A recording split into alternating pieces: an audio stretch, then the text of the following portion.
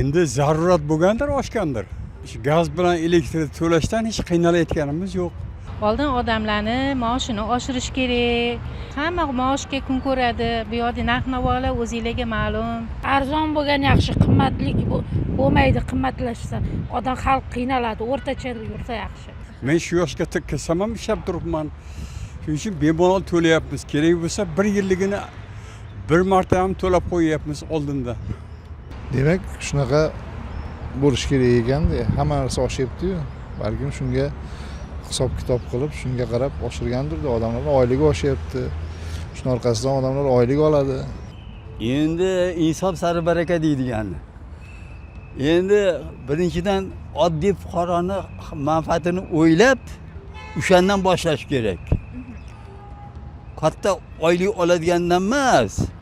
Oddiy fuqaro qanaqa hayot kechiryapti?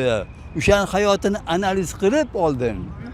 O'shanga yarasha, o'shanga tegishli bahoni chiqarib, o'shanga yarasha eng yuqori darajada emas, eng past darajada to'g'ri foyda ko'rish kerak o'sha delavoy biznesmen.